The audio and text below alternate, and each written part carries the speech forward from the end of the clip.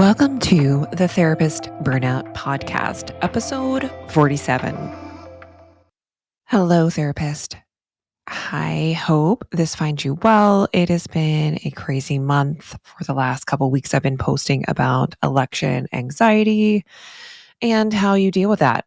So, I think for me, the big contrast to not being a therapist now is that I have my own personal reactions. I have the reactions of my husband and my family members.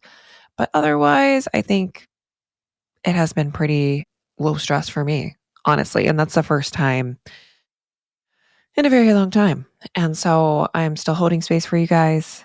Still feel like you can send me a message, let me know how those episodes landed with you and check back. So that's episode 46 and 45. Today, I'm talking with you about surviving and thriving during the holidays as a therapist.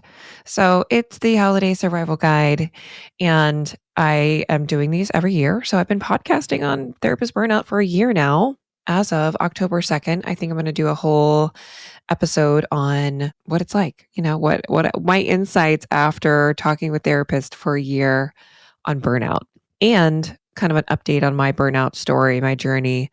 So I think that'll be a nice end of the year episode to kind of recap the year, recap what I've been learning, because I feel like my ideas have really changed. What I thought burnout was, what I thought all of this looked like for therapists, I think have evolved based on my conversations with you guys and research. So I've done a lot of research on episodes and things like that. So I'm excited to bring that to you as well.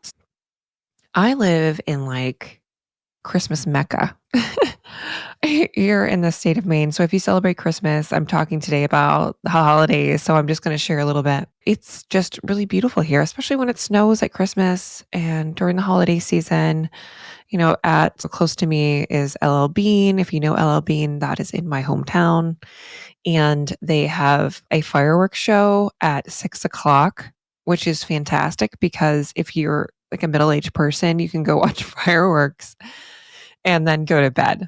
And then that's your celebration for the new year. So it's really nice. I love it. But also, my partner is a Christmas elf. They are super obsessed with the holidays, and he purchases all the gifts for our family. I'm the wrapper. No, I wrap all the gifts because it's comical when he tries to wrap gifts. So that's my role during the holidays. And I want to say that I am like a joyful person during the holidays, and I get into it, and I like the holidays, but it's just a lot to do as a mom. So I think I used to love the holidays more so when there wasn't this extra layer of being the one that puts on the holidays, being the one that cooks the meals, the one that provides the Christmas. So that to me just feels like a lot of stress a lot of times. And especially working as a therapist, I still work in the field. So I just do evaluations, I do evaluations, contract, and I work with therapists and consult with them. So that's the other thing that I do through here. And I'm actually really, really busy right now. So I'm feeling stressed, but it's not like I'm holding space stress like I used to with my clients. I am holding space for a therapist, but it just feels different and has a different feel. And so it's not the same for me. I would like to say I have it all figured out, but I don't by any stretch of the imagination. So last Christmas, my lovely partner, put together a menu, which he will do, for Christmas Eve, the 23rd, for Christmas Eve, for Christmas Day. So we did a barbecue smoke on the 23rd. On Christmas Eve, it was like, I don't even know what we ate. Oh, a standing rib roast and like all the fixings. Yeah. And then, Christmas Day was going to be Cornish hens. And then, producing all the Christmas, like getting all the gifts under the tree and doing all the things, going to all the little holiday events. Yeah. And by Christmas Day evening, I was just like, I don't have anything. I don't even want Christmas dinner. Like we have leftovers in the fridge. I can't. Like I just want to sit here in my pajamas and do absolutely nothing and stare at the wall. And so that wasn't a great look, I think, for me. And so this year, I've been really intentional about expressing what I need. I need not to cook 3 meals like that, like 3 holiday meals in a row. Again, if you want me to be joyful, Jen, because You're not going to get joyful Jen if she's cooking 3 holiday meals in a row. It's just no, it's not going to happen. And I think about all of our best laid plans. It sounds like, oh yeah, I want to, make this wonderful holiday dessert. I want to do da, da, da, da, da, da. But my capacity to do that is just what it is. And I think going into the holidays, I remember last year, I think it was a heavy evaluation season for me in December. I also have a lot coming up in the next few weeks. So my workload is really high at work. So pacing myself, I have not been the best at learning to pace myself. That's because I burn out of everything. So I am going to try my best to sit down with my partner and talk about realistic expectations. And we were doing a little bit of that yesterday. And so that's part of it. So let's get into it. I just, shared a whole bunch. So I have a few points to talk about. I talked with folks on LinkedIn. So if you're not on LinkedIn, find me. I'm Dr. Jen Blanche at 2T's and an E on the LinkedIn. Yeah, so let's jump into it. So I think some of the things that people were saying and some of my own reflections from being a therapist is there are, first, increased client needs and emotional labor. So clients may feel more emotionally dysregulated due to their families, being with their families, or that anticipation of the holidays of, Uncle Leroy, going to say some mess at the holiday. And, it's always the same every year, right? So we know that I've had clients where I talked to them years about Uncle Leroy and what they're going to do, or their mother, or how they're going to react to different things. And so I think part of it is helping your clients come up with a game plan for how to deal with that, and also protecting your own emotional energy. So you also have these family members. You also have stressful events that are coming up. But for your clients, I think to protect your own emotional energy, creating some boundaries around your availability. So that is tough because I think as therapists, we want to respond. If our client's struggling, we want to be there for them. We want to be available. However, I think communicating what your availability is during December, which might be a little bit reduced, just communicating that. My schedule is really tight coming into December. So I would just really want to make sure that you can make these meetings because I know that this is going to be stressful for you. So from the outset, before we get to this rushed time, really talk to them about the importance of keeping their scheduled session because things are going to come up. They're stressed out, they have things to do, and they might think, oh, I just need to cancel that appointment. And then they're calling you.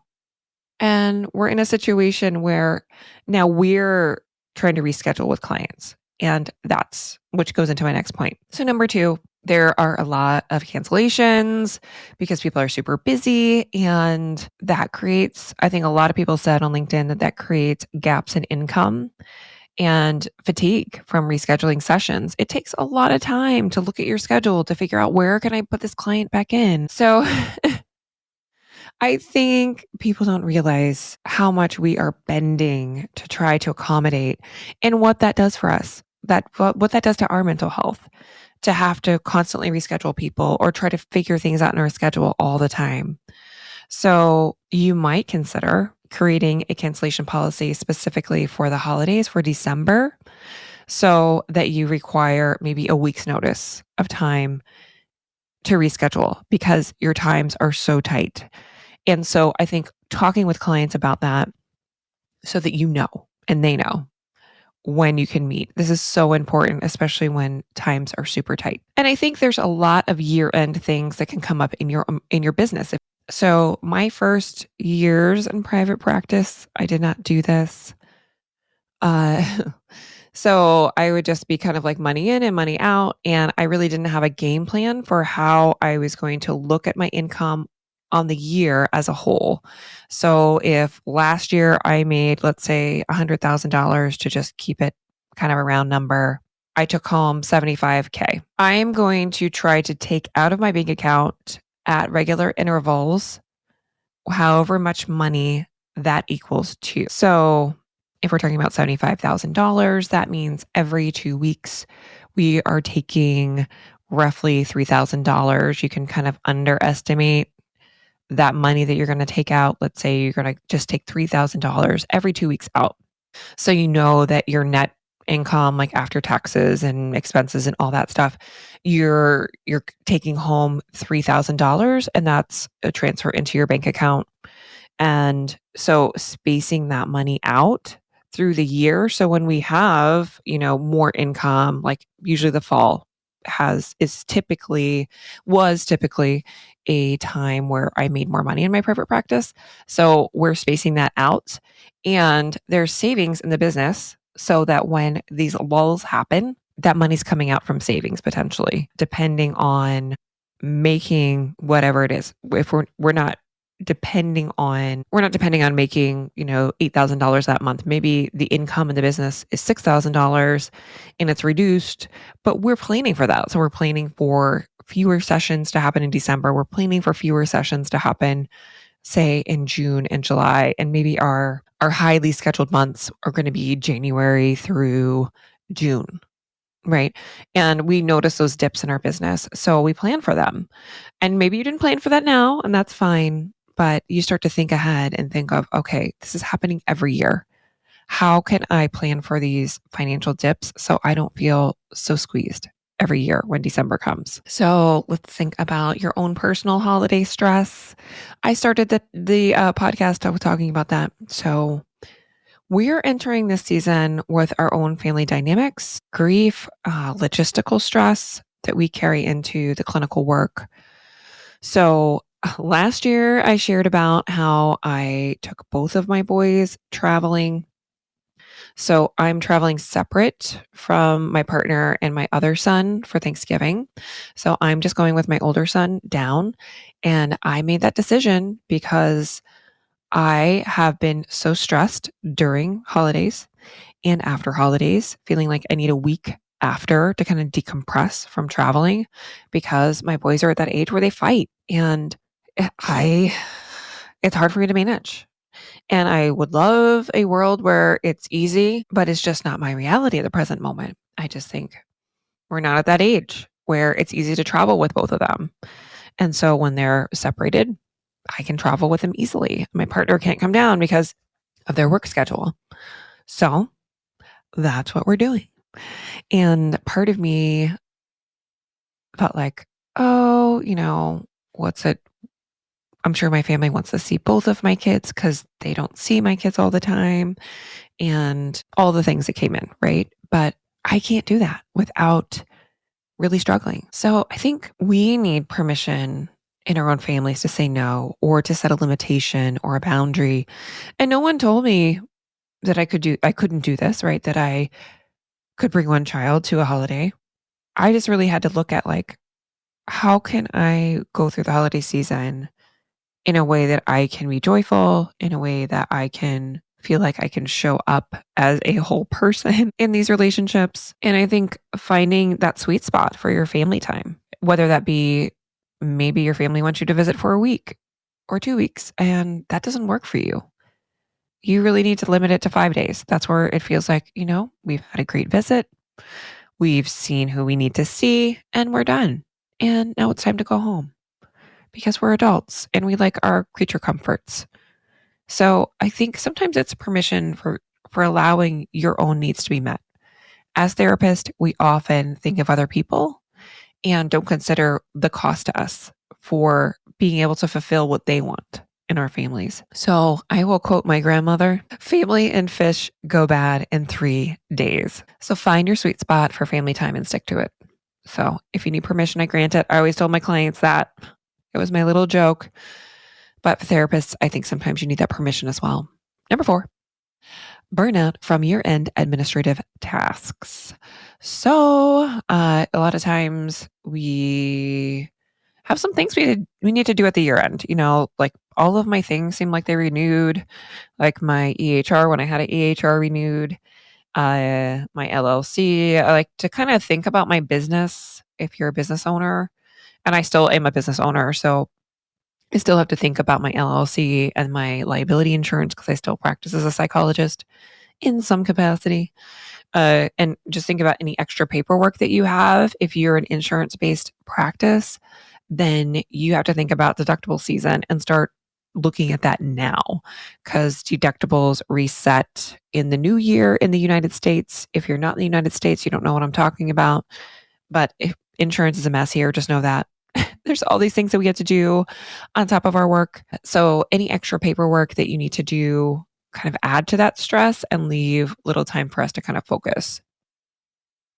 I love at the end of the year to kind of think about my business, to do like a mini admin retreat or just think about what kind of goals do I have for myself and my business next year. And that has changed dramatically. So before I used to think about, like with this new business, like I'm going to make 100K to replace my income from therapy. That was my first goal in this business and I failed because I didn't think of needing to do that over a longer period of time. So for an online business, I think you need more runway. And so it's really looking at like, okay, this is my mix of my work. I have these contract evals that brings in this amount of income. My coaching and consulting brings in this amount of income.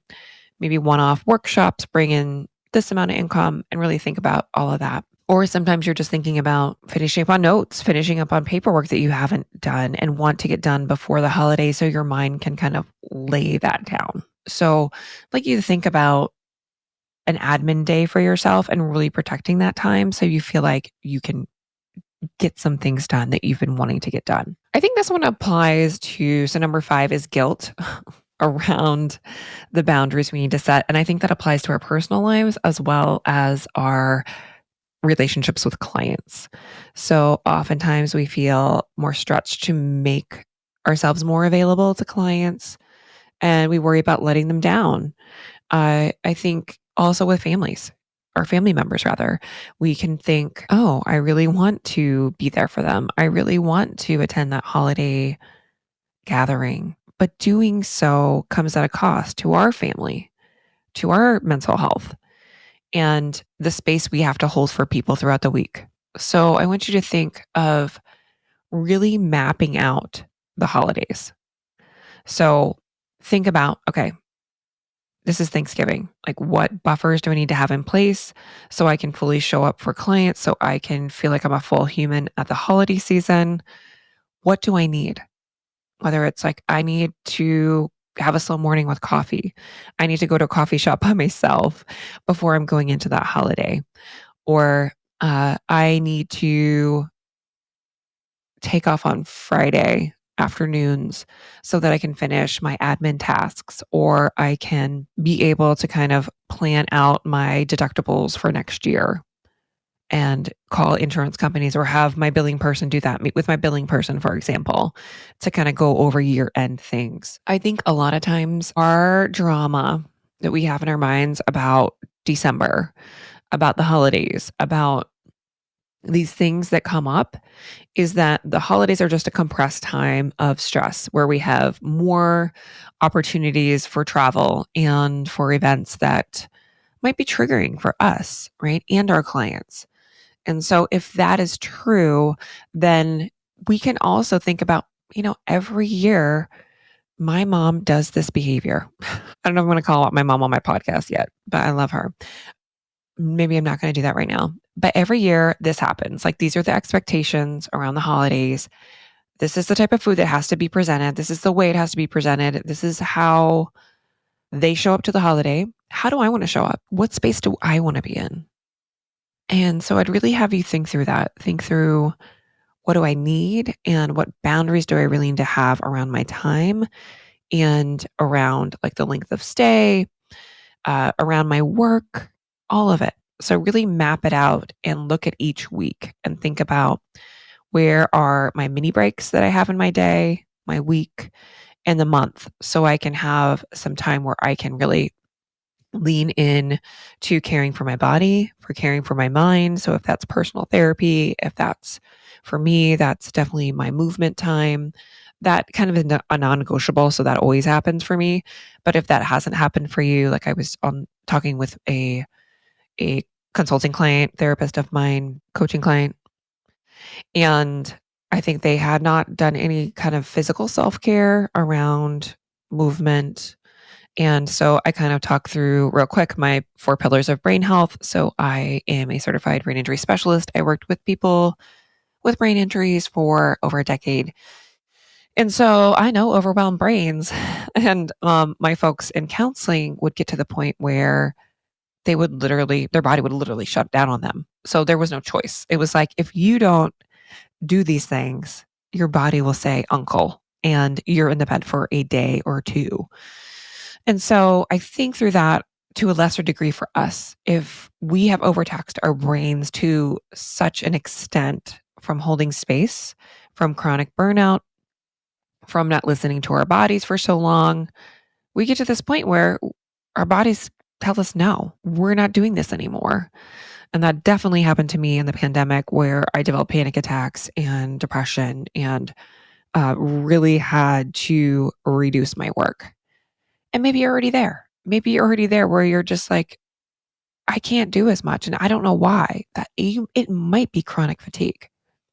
So quickly, my 4 pillars of brain health are movement, nutrition, community, and sleep. So these basics of human care, and I really don't think of self-care. This is just like your human needs. These are basic human needs that, if out of balance, we don't do well. So the research on connection and deep emotional bonds with other humans is very compelling. So I've talked about this research on the podcast numerous times, but if we are not in relationship with other people and have people that know us deeply, we become sick. And I know that in burnout and for therapists, we struggle in our personal relationships. We struggle to feel deeply known and seen. If that is an area that you're struggling with, you're not alone, number one. And number two, you just need to know that it's possible for you to have friends, to feel loved and supported again. You're not broken. And that's how I felt. So I'm saying these things because that's how I felt. I think the pandemic really untethered us to our supports. And there's just relationships I don't have now that I had before the pandemic. And that's sad. Like I just feel sadness of just talking about that right now. But I say it because I know I'm not the only one. So connection. So thinking about, like, maybe it feels impossible to reconnect with friends or reconnect with people that know you, but is it possible to just send a text? Is it possible to have a coffee meeting with somebody that you've been wanting to do for a long time? So thinking through that connection piece, and if it's your partner or your animal, whatever you can do right now, try to do that. For nutrition, I always like to think about adding nutrition versus taking away nutrition. So could you add foods that are highly nutritious that you know are great for your brain, are going to make your body feel good? So anytime we can do that, I think of adding, those superfoods like blueberries or raspberries. Kind of berries are superfoods. And then like your omegas, leafy greens, fiber, just things your body needs. So I like to think of, it's not a diet, but the Mind Diet has some guidance on adding some better nutrition to our food. Sleep. A lot of us are not sleeping enough. We're on our phones, or we have kids that wake us up. As women, most of us are female identifying on this podcast that listen to it. Trying as much as possible to get more sleep during this time is very, very important. And then movement. I don't think about exercise, but I think about joyful movement. Like, how can I move my body in a way that I'm going to get the mental health benefits? And so there's really great research on small little bursts of exercise or movement. So can I have a joyful walk in the woods for 10 minutes? Can I have a walking, connecting time with a friend where I'm walking, doing something active? For me, I am a fitness junkie. So I play tennis, I teach fitness classes. I think I get a lot of time where I'm working out, but I actually don't do as much gentle movement as I need to do for stress relief. So my edge is doing more, like I do some slow yoga just for relaxation. So I teach fitness classes and I teach yoga. So I'll make myself just do my warm up and my mobility stuff, maybe like 10 minutes throughout the day to kind of relieve stress and to give my brain a true break. So I'm going to keep preaching about my 4 pillars of brain health because I know it's important. So I just check in on each one. Like, how am I doing? I need to create like a little resource for you guys on this. So maybe I'll get it out for this episode, but I'm thinking through it. And also helpful for your clients, right? It's so helpful for your clients to think through these things during this time because maybe a lot of what's happening for them and coming up for them is not caring for their bodies. Last point, celebrating small wins and embracing some joy. And I think as adults, we just get caught into like the Groundhog Day of parenting or the Groundhog Day of working in midlife. Most of the people that listen to this podcast are solidly in midlife, or you're going to get there in a few years. So listen up. So I think those novel experiences, when you're in your 20s, there's so many new things happening, right? In your 30s too, just in your younger years, all these new things are happening. And so when you have kids, when you're a parent, or when you're in midlife, it just feels like, okay, like today is Monday and I get up and I go to work and feed the dog, feed the kids. I go to work, I come home, I fix dinner, and I do it all again. And the weekends are like kind of filled with, for me, kid stuff. I play tennis. Those are bright spots. So a lot of times I think we don't take time to experience novelty. And so even scheduling some of those things in, like, could I have a novel experience where I am doing something that brings me joy? Or even if it's something really small that brings you joy, make that part of like a non-negotiable thing that you do during the holiday season. So maybe it's every year you guys go look at, a light show or you go to a service that is really special to you, whether that be a spiritual service, religious service. Maybe you have a tradition of going to get Starbucks. I don't know. It can be anything for yourself. Find something where you have some joy amidst all the chaos of the holiday season and try to make it something that you can put in place for yourself. So I'd like you to think about your future self. I'm doing this too. I'm going to think about myself on, let's say, the day after Christmas. How do I want to feel? How can I lean into being a whole human, knowing that I'm going to have more demands because I'm in a season of parenting and I've entertained for people? How can I do that in a way where I feel more relaxed, more at peace, that I've enjoyed the holidays? Maybe not all of them, but I have some renewing emotions about them. What do I need? So ask yourself those questions. What do you need during this time? I'm pausing. I'm speaking slowly. What do you feel in your body? How does your body feel? For me, I'm just getting a sense of joy kind of in the center of my chest. So just notice what you might feel. And I think part of that, when I just reflected on that, was a sense of joy for seeing my partner really happy because they love the holidays and I really love to see them happy. Um, Having thankful children. I don't know if they'll be that way, but because they're kids. So thinking through what you'll need, and I just feel like I just want spaciousness. So can I have some more spaciousness? That means like doing less food prep. That's what that tells me. And so I know that's what I need to advocate for myself for this holiday season. So I just want you to think about that. I think if I feel more grounded, I'm going to have fewer activities, a little more alone time, although I want to be with my family, but maybe I just need to space some of that out. So I'd have you think of all that, therapists, and what you need during this season. And let me know what you thought of this episode. So if you enjoyed it, if you thought of other things that you need, please send me a message. So I'm at info@drjenblanchett.com. I'll put that in the show notes. I'm also going to think about putting together a guide. So if you want to get on my email list, I call it my pen pal list. And so that's where you can get updates on the podcast and any offerings I have. And I'd love to hear from you. Have a good one. Hey, therapist, thanks for listening to the episode today. If you love this podcast, send it to a therapist friend who may need it.